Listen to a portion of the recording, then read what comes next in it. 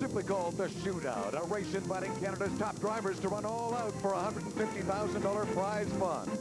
It brings Canada's top drivers from the East against Canada's top Western competitors, running on Canada's toughest track, Mosport Park. Last year was an action-packed, all-out war to be continued today.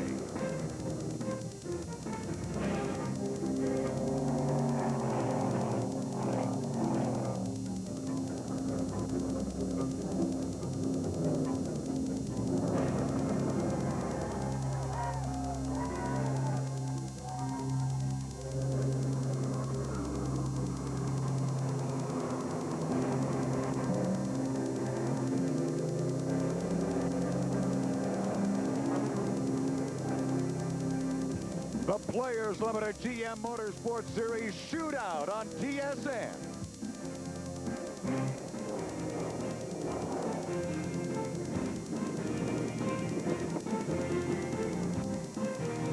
Welcome to Mosport Park near Toronto. Hello everyone, I'm Pierre Houd. Well, we have looped the loop, as we say.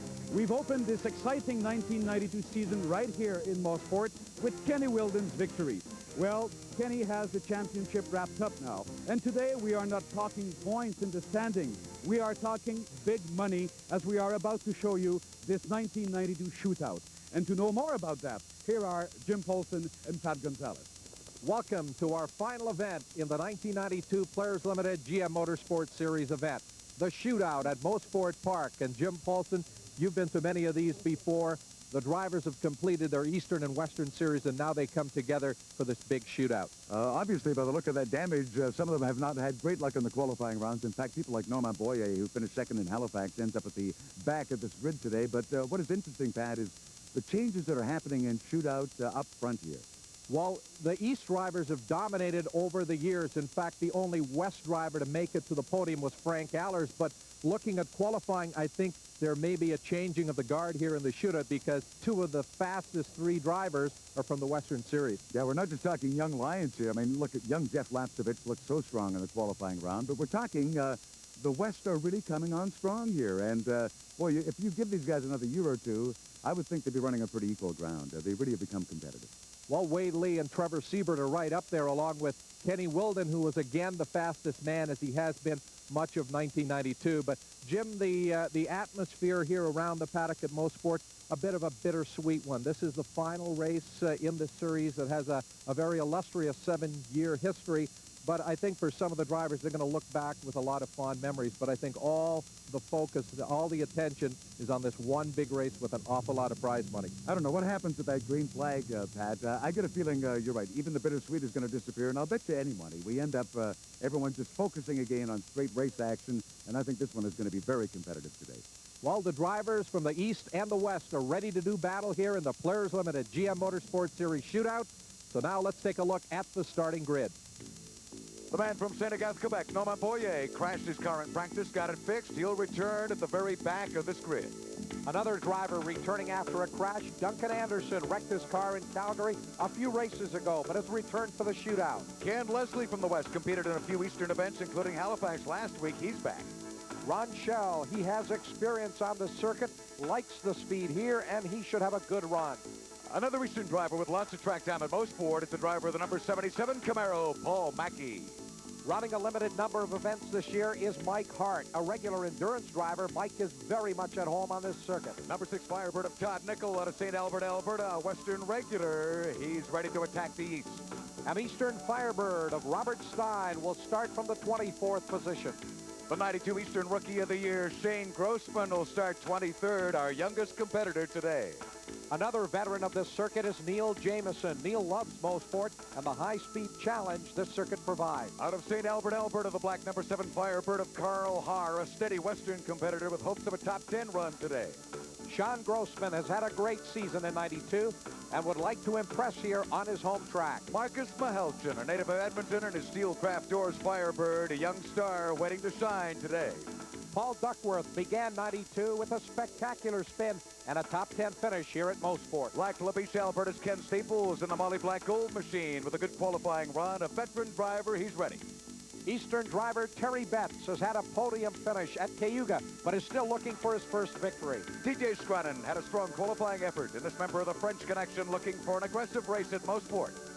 Greg Criddle missed the Eastern final and returns to Mosport, confident in his ability behind the wheel of the Camaro. Chris Davies is back for Bank 10 Mackey Moving. He ran well in the Eastern final, now faces this faster circuit at Mosport.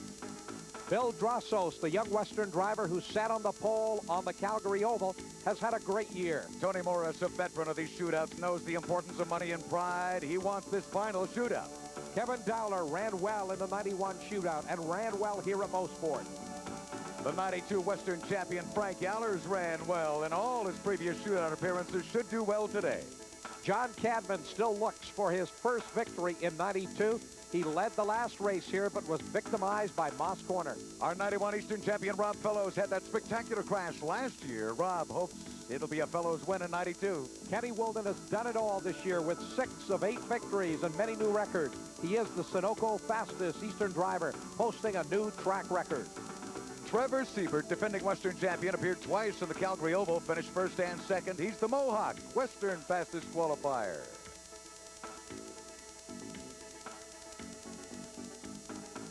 On the second row, another Western driver, Wade Lee, who ran the entire Western Series and selected Eastern events. Jeff Lapsevich has really impressed everyone in 92 with his abilities and has a great starting position today.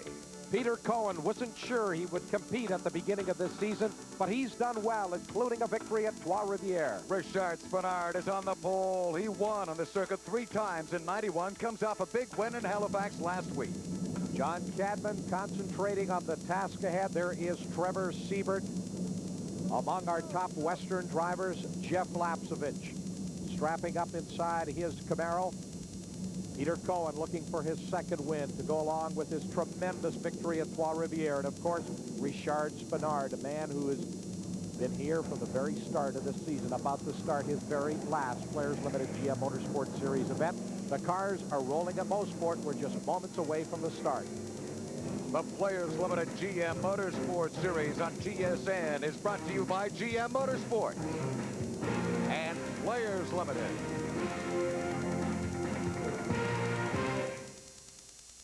The car is not transportation. The color's really outrageous. The car is getting out there and having a good time. Crank it. Feels good. I mean, you see responsiveness through the cones. I feel like it can do anything.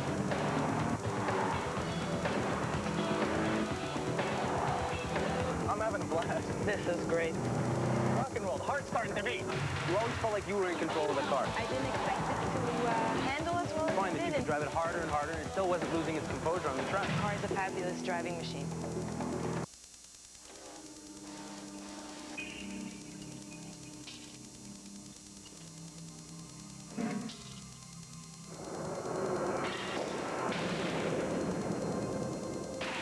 While today's car has been totally re-engineered, how well do you think it would work if we hadn't engineered your motor oil to keep up with it?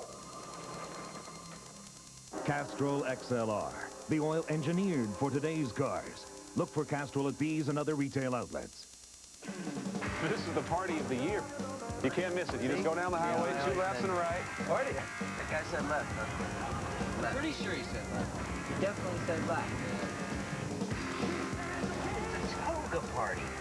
Oh. Personal affirmation? R for reverse. We're out of here. Hey, what, you get lost? Gentlemen, welcome to the Center for Personal Affirmation. Molson Canadian, with beers all about. Now, McCain brings you French fries, the next generation. McCain Golden Crisp. The natural taste of fresh Canada No. 1 potatoes, locked in with a delicate crispy coating. So when you crunch through that crispy coating, you'll taste the best fries that ever came out of an oven. McCain Golden Crisp. You cross tracks and spirals. McCain Golden Crisp, the next generation.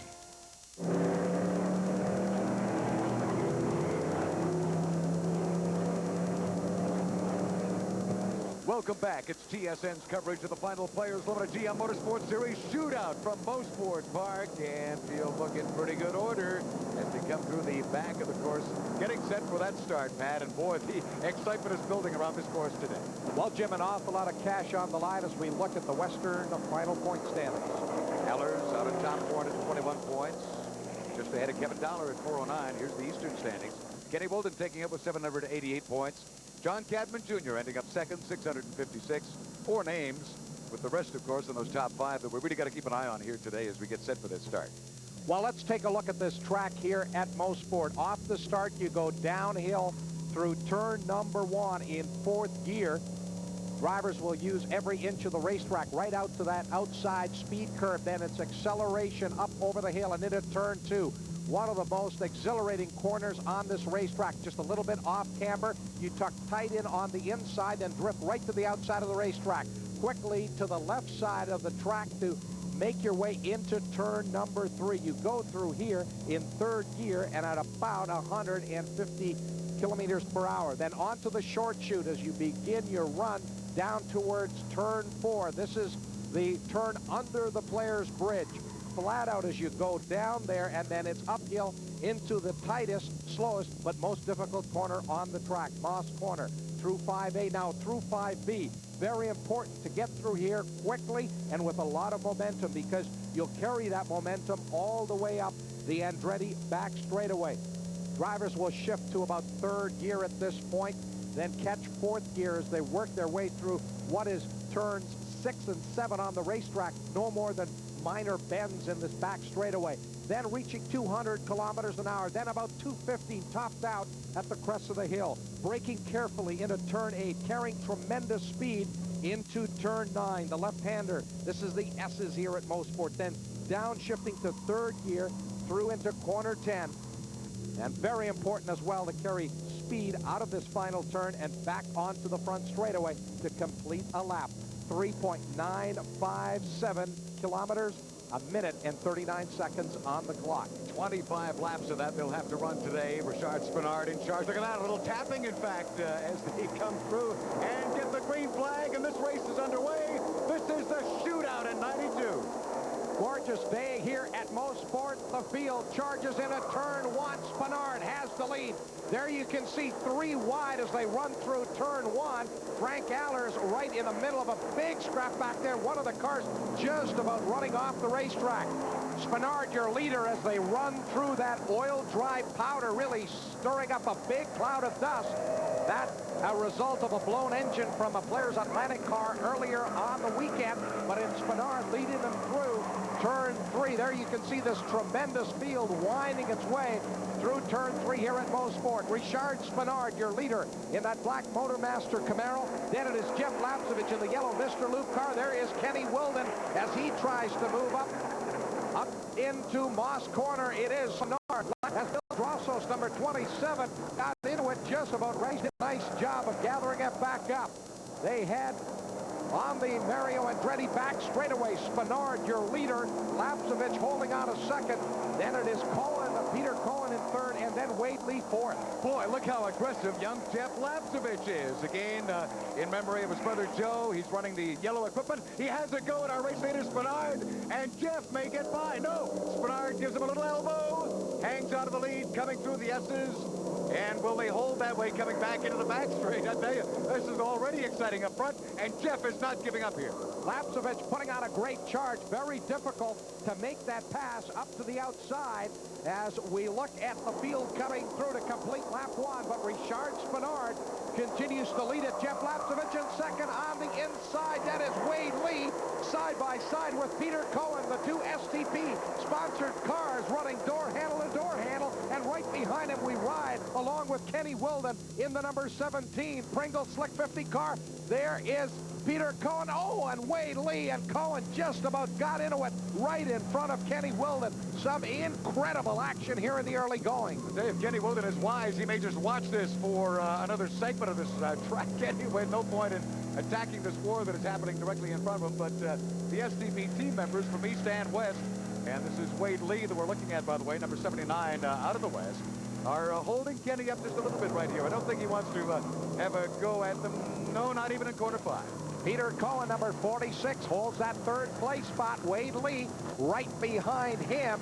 And then it is Kenny Wilden in the 5th place spot. We've got a spin in Moss Corner. Didier Scranton off the racetrack on the inside. Scranton trying to get the car back onto the racetrack, but he'll lose several positions. Spinard, 42, still your leader. Jeff Lapsevich in the yellow car, running in the 2nd place spot. And again, Lapsevich will take a look to the outside in that Mr. Lube Tim Hortons Camaro, but Richard Spinard will lead them back through the S's. Look out, guys. Kenny Wilden is beginning to come on here as well. I tell you, Kenny has gained a notch or two. He's sitting in 4th overall, but this is excitement up front. Young Jeff Lapsevich taking on the veteran Spinard and not letting him run away at all. Down into turn 1, Richard Spinard by about 5-6 car lengths over Jeff Lapsevich. Then we've got that little bit of a gap back to Peter Cohen and then Kenny Wilden. And now we ride along with Trevor Siebert, who was running in 8th. Ahead of him, a great battle going on for 5th, 6th, and 7th. Oh, number 1, Rob Fellows being tapped by Wade Lee, 79. Fellows gets through on the inside, and just ahead, John Cadman Jr. Here's Trevor Siebert. He'll try to pass 79 Wade Lee on the inside as they go through turn 3, but Lee will have nothing to do with that move from the Western driver, Trevor Siebert. Some incredibly close action going on here in the early going. Some of these drivers taking big chances. There's Peter Cohen in 3rd, but now feeling the pressure from Kenny Wilden. And just back at the stand is young Kevin Dowler, who's got his thoughts on the driver's line at Mosport today. Kevin? This track is a fast track, and to go fast, you must exit turn really clean. Turn 5B especially is the takeoff or the launching pad for the straightaway. And if you don't get a good clean run out of there, you're going to lose, 6, 7, 8 kilometers an hour down the back straightaway. Might not sound like a lot, but when our cars are so equal, it is really a lot. Well, Kevin over the years has managed to spend a little bit of time at this facility, and that's the way he would attack it today. But boy, look at this attack. In fact, Pat.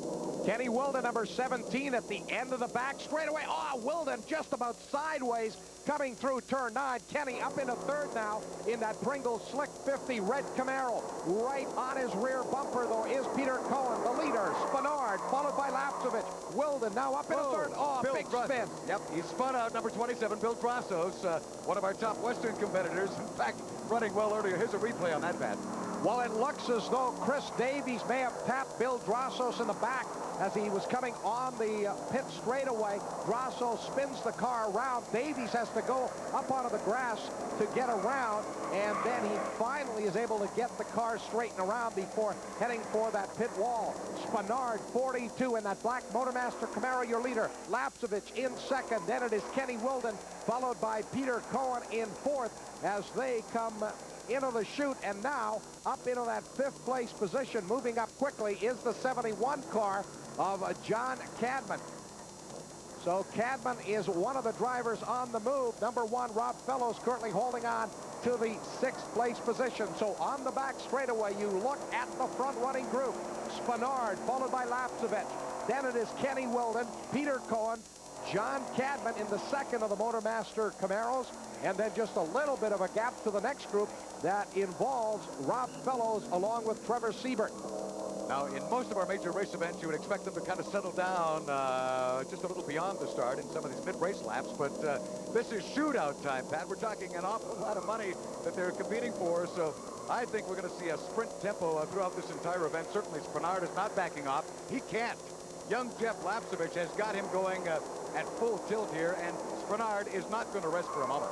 Well, Jim, there's no need to think about the next race because there simply isn't one here. This is a flat-out, as you said, all-out sprint. You've got all that prize money on the line. None of these drivers try to protect any kind of a points position in the standings. This is just run as fast as you can, and Spinard right now, the fastest driver so far. He leads them back into turn 3. Then it's Lapsevich, but look at Kenny Wilden. He is starting to put on a charge. He is reeling in both Spinard and Lapsevich, and he is bringing Peter Cohen and John Cadman along with him. So very shortly, this lead group will consist not of just Spinard and Lapsevich, but 5 cars. Richard Spinard back into Moss Corner. 6, maybe 7 car lengths back to Jeff Lapsevich, who closes as they come out of 5B and head up the back straightaway. Boy, all you have to do is listen in this race, Pat, and you know the guys are putting these good years to work today. Here it is, the front five. Mind you, Rod Fellows is not far off that front five, and he'll be doing what he can, but I think our front five are actually tightening up, led by Kenny Wilden here in the third spot, so they are beginning to catch up to young Jeff Lapsevich, who's right on Spinard. We've got a little bit of a gap back to that next group. Rob Fellows in 6th, Siebert along with Wade Lee. And now here is Peter Cohen as he will try that outside line through turn 8. There's Cadman. But still, Richard Spinard at the point position out of turn 10. And now we ride along with Richard Spinard, looking back to the Mr. Lube, Tim Hortons yellow Camaro of Jeff Lapsevich. And what a year it's been for Jeff Lapsevich. He had that incredible run at Cayuga Speedway and then has come back here to have an outstanding effort in qualifying and running right with the veteran Spinard, sitting in that second place position. There you can see that oil dry. Most of it has been blown off, but the driver's very, very tentative at times running through that long oil slick where the corner workers have done a nice job of cleaning it up. But again, the drivers maybe a little more cautious that time through turn 2. But it's still Spinard, your leader, Lapsevich, Wilden, and then Peter Cohen running in that 4th place spot. And look out, Jeff, it's a much closer Kenny Wilden as they come back down to the hairpin, and Spinard gets through it properly. Jeff holds on like glue. Kenny, though, is up even tighter. And here we are after 6 laps down to 25. We'll be right back. Don't go away.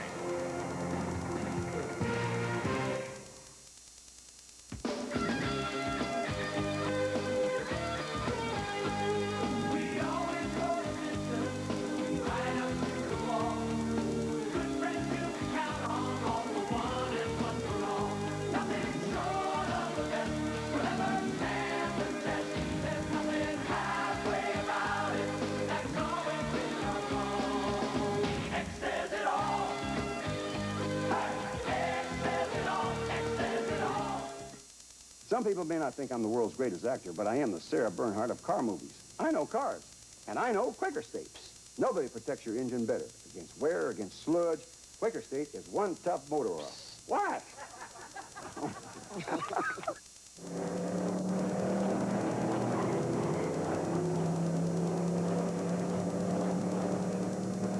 Welcome back. It's the Players Limited GM Motorsports Series Shootout at Mosport on TSN. Richard Spinard is leading at this stage.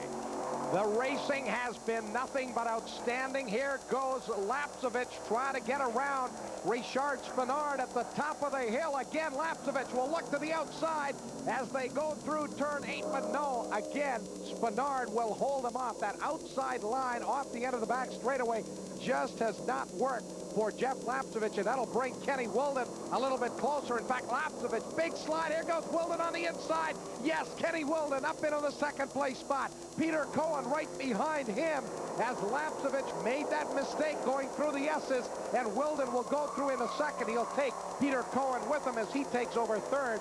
So Jeff Lapsevich, that one little miscue cost him 2 positions out on the racetrack. Now, let's go back just split seconds in race history here in car with Kenny Wilden and look at the Sony coverage on how this pass was set up one more time, Pat. Well, you see Jeff Lapsevich trying to go around Spinard on the outside. Kenny Wilden takes advantage of that mistake as Lapsevich just does not have the right line going through turn 9. He doesn't carry enough speed in the 10. Wilden is able to slip through on the inside in the 2nd, and Peter Cohen, running right in the tire tracks of Kenny Wilden, also comes through into that 3rd place position. So 2 positions down for Jeff Lapsevich, but he's still very much in this race, running in this lead pack. Kenny Wilden drops a tire off here. He drops a tire off there, but he's not losing any spot at all. He's very cool, very precise, total focus here today, and a nice 2nd position now. He's got to reel in Richard Spinard. Today on Infotech, let's look at the conservation of the racing equipment, saving the car. In the Players Limited GM Motorsports Series, it's true that to finish first, you have to finish. Well, there's certainly a need to conserve these cars. I call it car management is what I call it, and these cars really teach you to to really manage what you've got there, because you're going to lose your tires, you're going to lose your brakes. The other thing that you're going to lose is your consistency and your mental attitude. If you lose your tires and your brakes, what's going to happen is you're going to have to use a lot more adrenaline, a lot more of yourself to make the car work properly, and so everything starts to fade. Now, strategy is very important in driving one of these cars. Well, what we try to do is, I don't think you ever win a race with a green flag. So if you can stay up with the front runners, and even if you're 5th or 6th, like I've said earlier on, do not panic. Just stay there with them. Usually find the 1st, 2nd, and 3rd guy. If the 1st guy doesn't get away, they will use their equipment up. And many's the race over the last, since '86, that I've actually got guys who passed and gone in because I've conserved my equipment. Sometimes I've made the same mistake by sitting back too far, and the first group get away and you can never catch up to them again. But basically, these stock cars, you must conserve the equipment, and especially the tires and brakes. If you let the brakes go, you're dead. The tires go, you're dead. You're absolute toast. You can't get it back.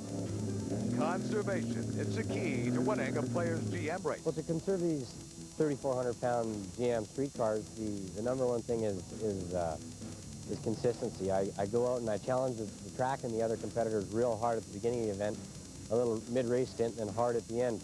You know, I give it a break about 1/3 of the way into the race, just to let myself and the car catch up to either the track or the competitors in front, and then we just continue on.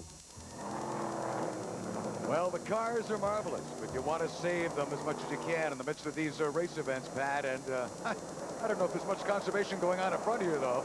Well, I don't know how much of these cars any of these drivers are saving. They are really pushing the pace. We've seen some incredible action already as Spinard will lead that front-running quartet over the crest of the hill and back into the S's here at Mosport. There is your leader, Spinard. Kenny Wilden, the Eastern champion, in that red Pringle Slick 50 car in second, then Peter Cohen, and then Jeff Lapsevich. The number 1 car of Rob Fellows holding out of that 5th place position as he'll lead that next group out of turn 10 and back onto the start-finish straight away. But it's been Richard Spinard who has been in command, but he's got some company as they head down into turn 1. Kenny Wilden looking to the inside one more time, takes a little different line. Now, if they come up to the top of 2, we're going to find that the oil dry dust is still not gone. They're still kicking up a little bit of a flurry through there, Pat, but not as much of a problem as it was earlier. Spinard, then Wilden, of course. That was the story in Toronto this year at the Molson Indy Players Limited GM Motorsports Series event, when these two drivers literally had a war on that street circuit along Lakeshore Boulevard and through the exhibition grounds. And here at Mosport, it is Spinard and Wilden running in that order, just about 3 car lengths separating the pair. Good job here by Peter Cohen, who has certainly had some great runs in 1992, and Jeff Lapsevich sitting back in 4th in that yellow Camaro. They're out of turn 5B, and again, up the back straightaway, Wilden getting a good drive coming out. He's tucked right behind Spinard now as we ride along with Richard Spinard, looking back to the man who is in hot pursuit, Kenny Wilden. You know, I think maybe Cohen is playing the best game of them all here. He's just showing his maturity one more time. I guess the victory this year maybe helped him. If he's wise, maybe just keep a very close eye on these two as we again keep our eye. Oh, look at this. Kenny Wilden does make a move to the one side. Spinard has got to remain alert here because I think Kenny's about to jump. While Kenny Wilden looking to the inside, but the veteran Spinard protecting that inside line as they come into turn 10 and now back onto the pit straightaway. But again, a car length, maybe a car length and a half separating these two drivers. But Richard Spinard, your leader up front. Kenny Wilden holding on to that 2nd place position, and now these two drivers starting to open up a little bit of ground on Peter Cohen.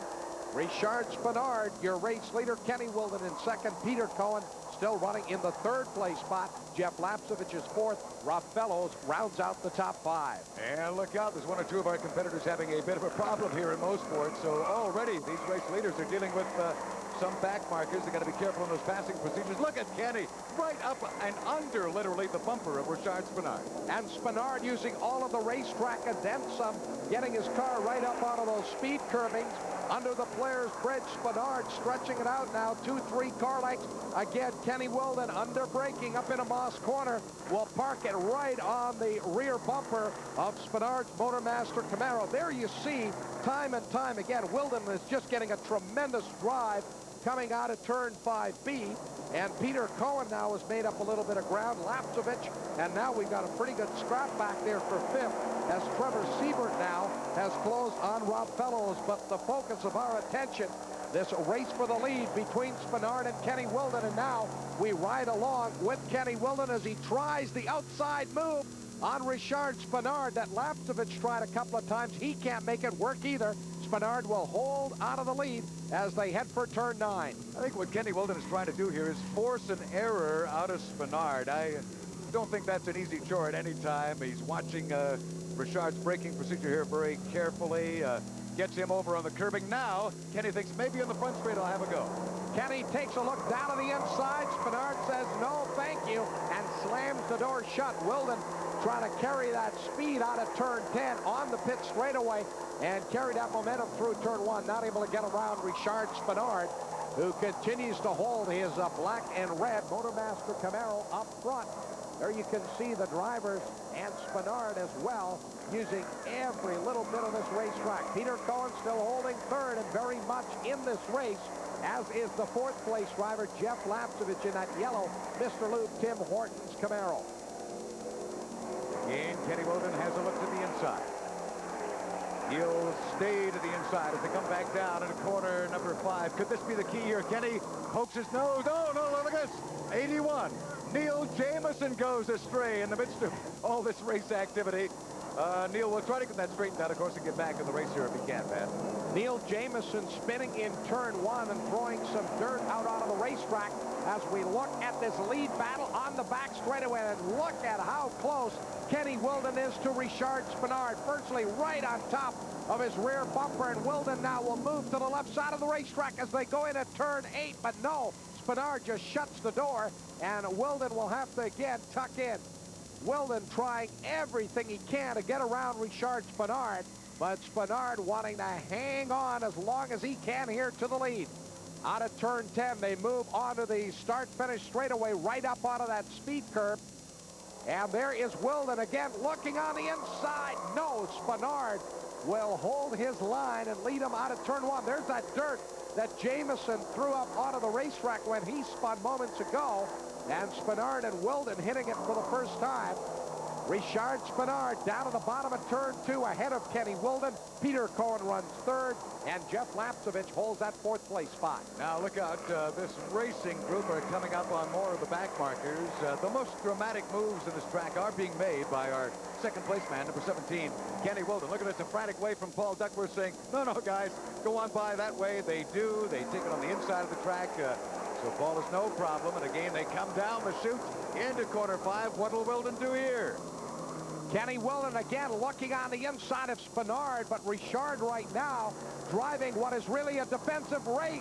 But there goes Wilden right up alongside, and the two drivers now will run out of turn 5, seeing a little bit of bumping on the back straightaway. Wilden right out onto the grass, reminiscent of the war they had in Toronto at the Molson Indy. Spenard and Wilden just virtually hammering at each other up the back straightaway, and that, of course, has allowed Peter Cohen to pull right in behind. Wilden again putting a couple of wheels off, and on the inside, Wilden will go through into the lead.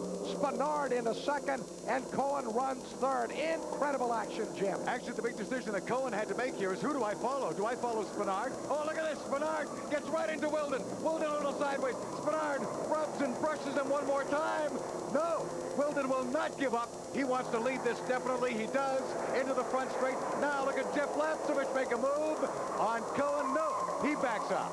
This race turning into a bit of a demolition derby involving our front runners, but for the moment, they are separated as Spenard takes a look on the inside going through turn 2, and with all that action up front, all of a sudden Rob Fellows has caught this group along with Trevor Siebert. So what had been a quartet battling up front has now become a superb six-way fight for the lead. But 17, Kenny Wilden, your race leader. Spenard again trying to pull up alongside in second. Cohen is third, followed by Lapsevich, Fellows, and then Trevor Siebert. Kenny Wilden, your leader, as they go under the bridge. Spenard gets up with him. They get sideways. Then Wilden pulls out again. Cool, Mr. Cohen, sitting in third spot, says, oh, no, let's let these guys resolve it. You know what? He can't maintain that thought, though, for long, because now he's got Rob Fellows right up on his bumper, along with Jeff Lapsevich, Trevor Siebert. Look at it. Wade Lee isn't even that far away. I tell you, this is an exciting battle, but Kenny Wilden still leads it.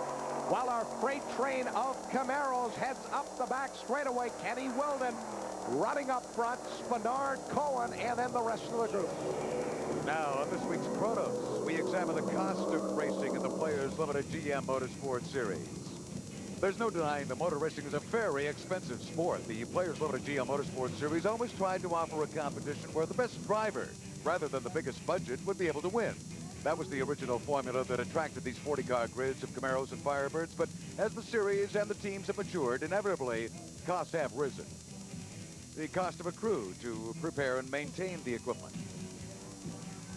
The necessary spare parts and tools necessary to keep the cars competitive. The tires, while regular production Goodyears are another cost. And the regular equipment to keep any racing team moving. And there are always the unforeseen expenses and costs in spare parts and, well, of course, bodywork.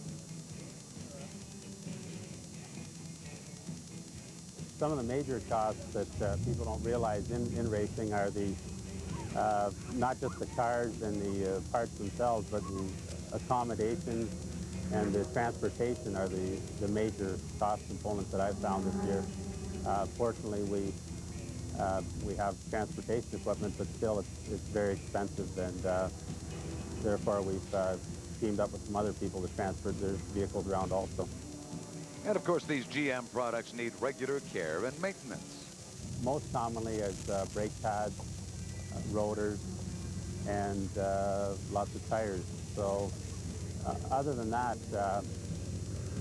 it's basically fairly digestible what we spend on the cars. It's not too bad. Budgets for the race teams can vary from small to large, but the rules keep all the cars equal. We've been fortunate this year. This series with the cars as full body cars and so competitive, there's a lot of body contact. We've had sponsorship from an auto body, BJ Custom Finishes. We've had sponsorship from Redline Oil in California. We've had sponsorship from Performance Racing News here in Canada and Canadian National Leasing.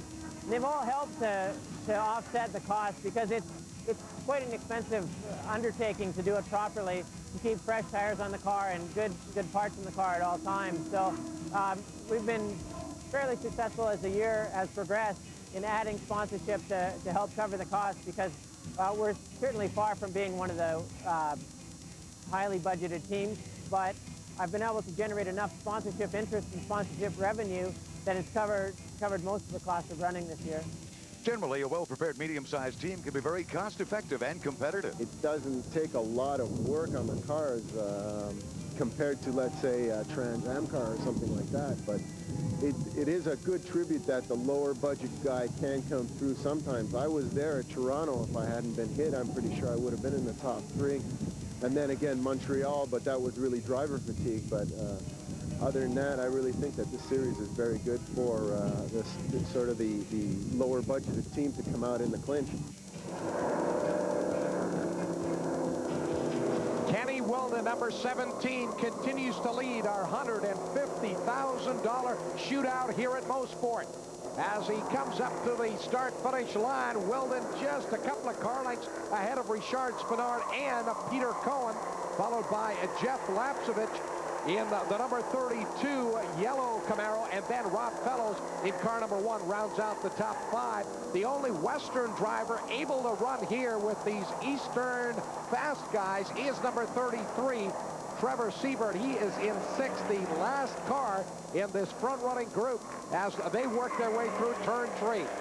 Once again, Patrick, coming up on traffic as well, which might be a factor. Kenny Wilden, though, has already proven, in fact, he did in Halifax, how capably he can carve his way through any of those traffic situations, so it may not affect him at all, but I'll tell you, all you need is one little item to affect you when you got a Spinard that close on you.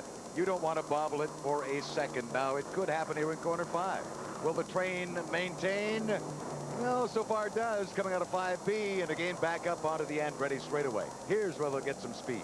While Kenny Wilden has been very good on his exit out of Moss Corner, and he carries that speed all the way up this Andretti straightaway. And now, in fact, he's opened up 3, maybe 4 car lengths on Richard Spenard. Spenard will have to keep it close. If Wilden can get away, then Spenard will not have the advantage of the draft as they peel off here in a turn 8. It's still Wilden leading, Spenard holding on a second, Cohen having a great run in third, Lapsevich, Rob Fellows, and then Trevor Siebert.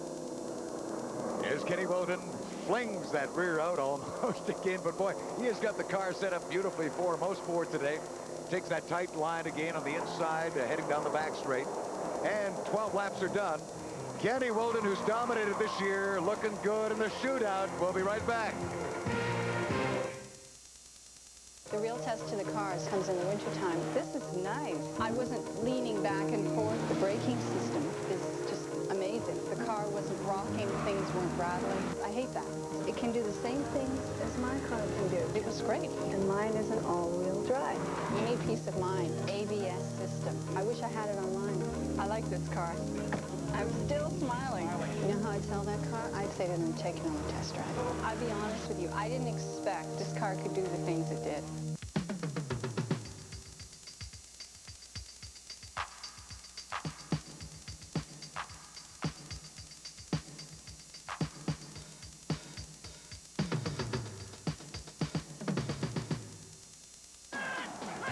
TSN hits the ground running with Sunday night NFL action. The Pack heads south into Houston to round up the Oilers tonight, 8 Eastern. Sunday night NFL on TSN. It's the only game in town.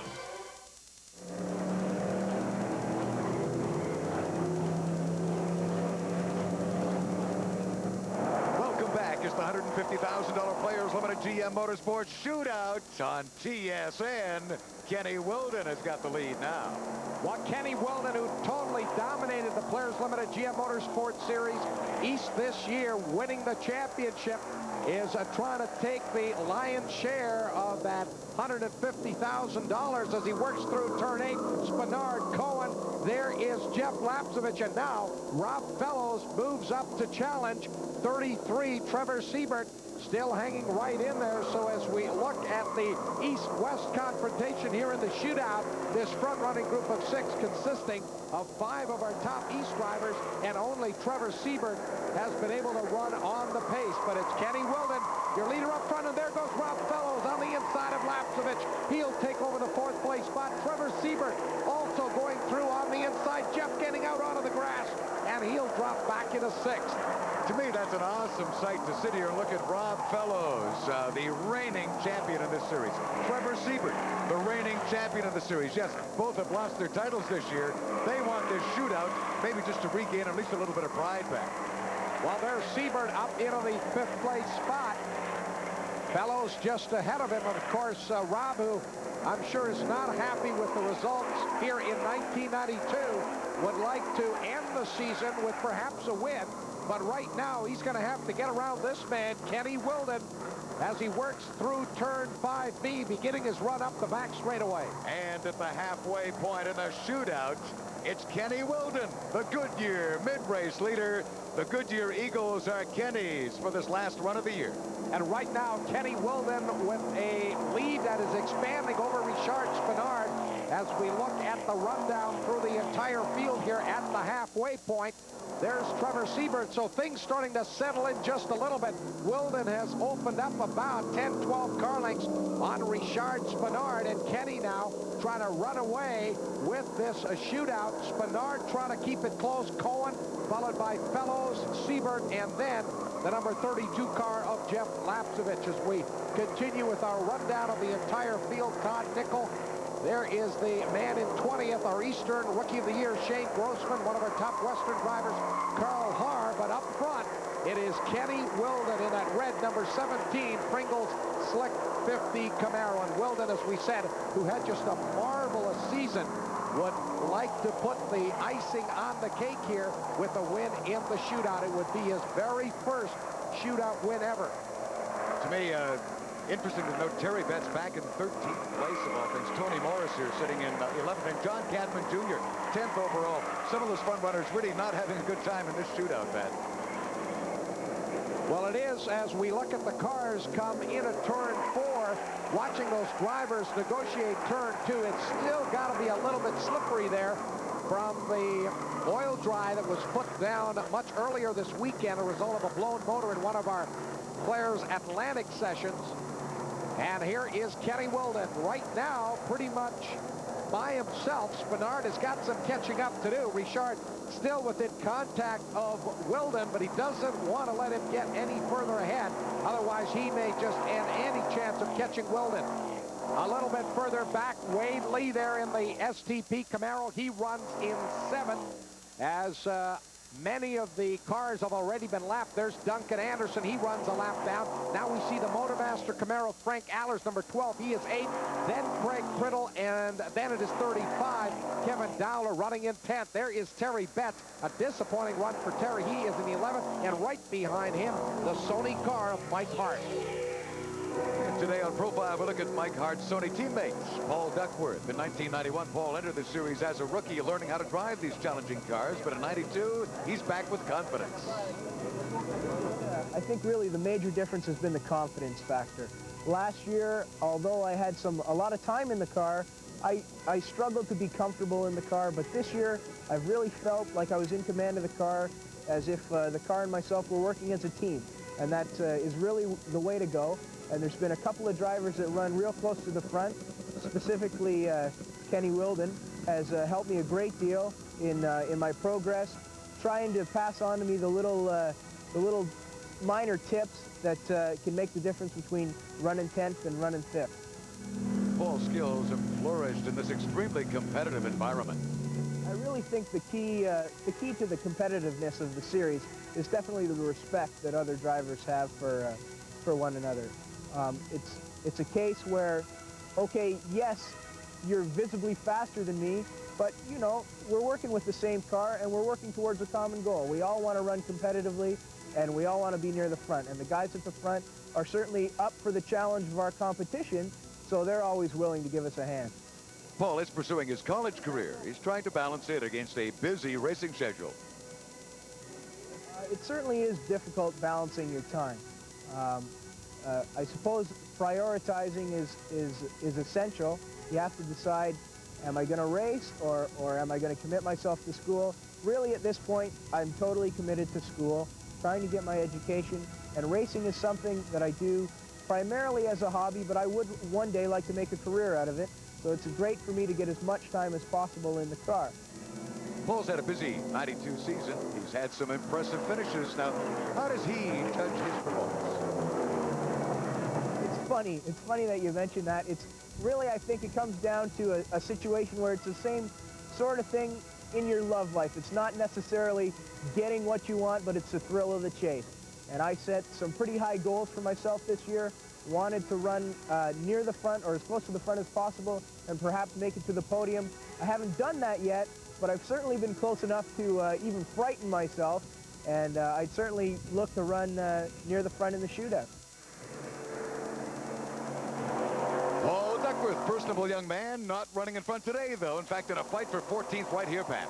Tony Morris right up alongside of Paul Duckworth as they run side by side up the Andretti straightaway into turn 8. Duckworth on the inside. Morris trying that outside pass. Will he get it? No. Duckworth will hold him off. So the great racing not only at the front, but really all the way through this some 40-car field here in the shootout. Duckworth holding on to 14th. Morris running 15th. Boy, Tony got right up on the curbing there as we get back to our race leader. Here's Kenny Wilden, the Pringles Slick 50 man in front.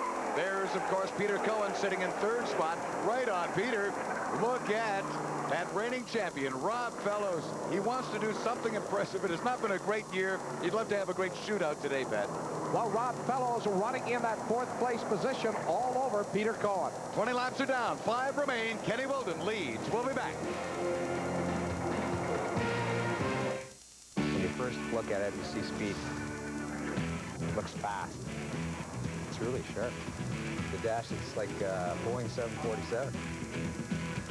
It's a fantastic car. This thing really hugs. This is easy too with this car. steering's so responsive. This car is fun to drive.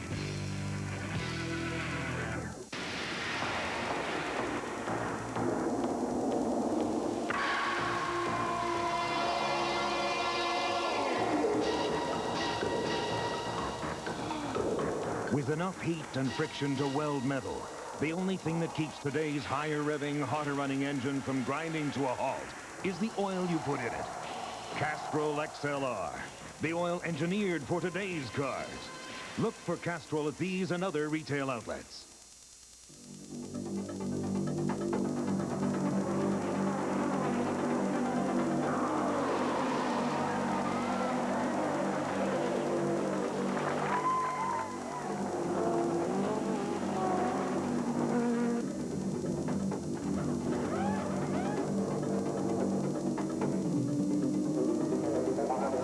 Players Limited Racing, a tradition of excellence.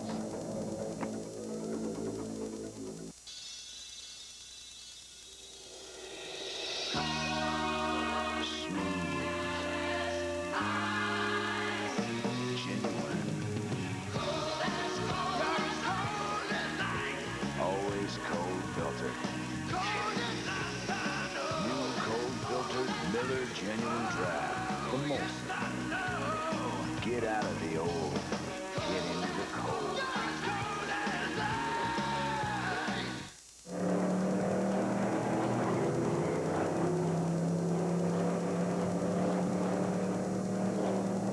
Welcome back. It's the Players Limited GM Motorsports Series on TSN. $150,000 overall shootout. We're into the key moments in this race. And look at this fight. Look at Rob Fellows make a move now back. Rob Fellows on the inside of Peter Cohen. They go side by side through turn 2. Cohen right up alongside of Rob Fellows, looking for third. Cohen just about right off the racetrack. Trevor Siebert looking to dive in on the inside, but no. Cohen will hold him off. Incredible race going on here for the last podium position in the shootout. Weldon, Spinard, and then comes this three-way fight going on for third. Rob Fellows currently holding down third. Peter Cohen, and then Trevor Siebert in that white Camaro. Oh, look out, Peter. Siebert has a look on the inside. No, he falls in right on the bumper again of Cohen. What will Siebert do, though, once they get out of corner 5, 5A, up onto the back straightaway, and look out. Siebert, I think, wants to try to make a move. No, he won't be able to do it here, Pat. Kenny Weldon still leading. Spinard in second. Here's Rob Fellows, your third place driver. Then Cohen, followed by the 33 car of Trevor Siebert. And right now, Jeff Lapsevich pretty much out of this race for third. Again, Cohen takes a look on the outside. No room to get around that number 1 car of Fellows. Siebert 33 parked right there in 5th, and then Lapsevich followed by the 79 car of Wayne Lee. He still runs in the 7th place position. Outstanding, a 3-driver race for third. All of those drivers using every inch of the racetrack. There's the last lap board being displayed at the flagger stand as they go down into turn 1. Whoops, they've got to do it now. Okay, they're into the final lap. Where a lot of money on the line in this shootout. Rob Fellows has gained some advantage here. He may make it to the podium. He's got Cohen back of him. Still young Jeff Lapsevich, of course, in striking distance. But here are the race leaders.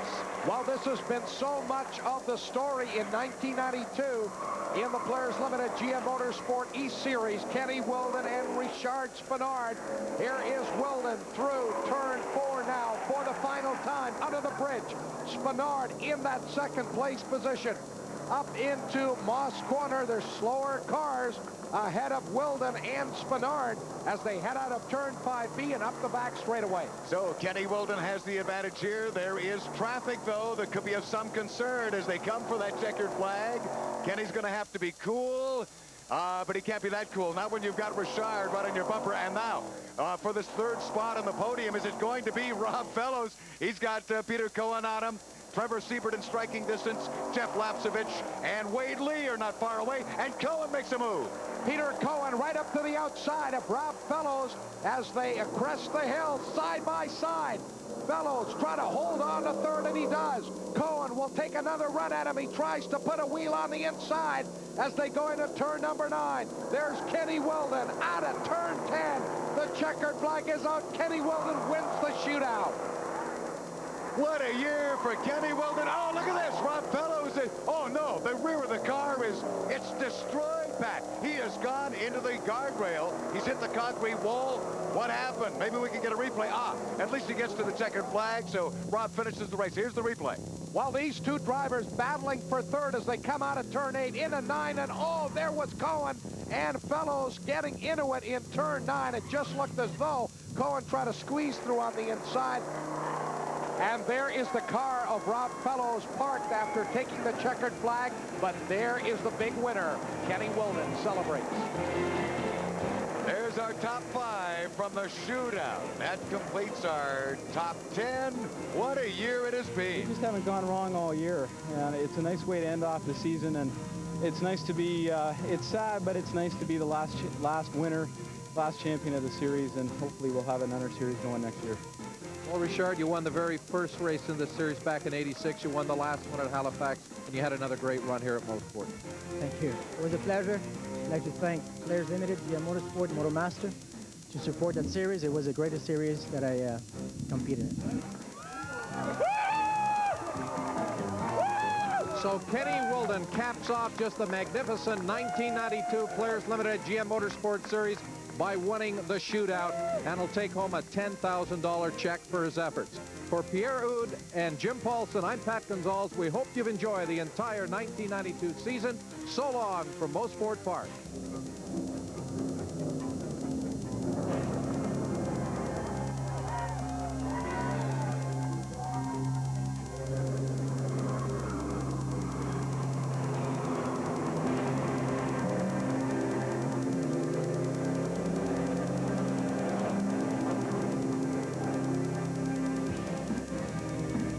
This has been the Players Limited GM Motorsport.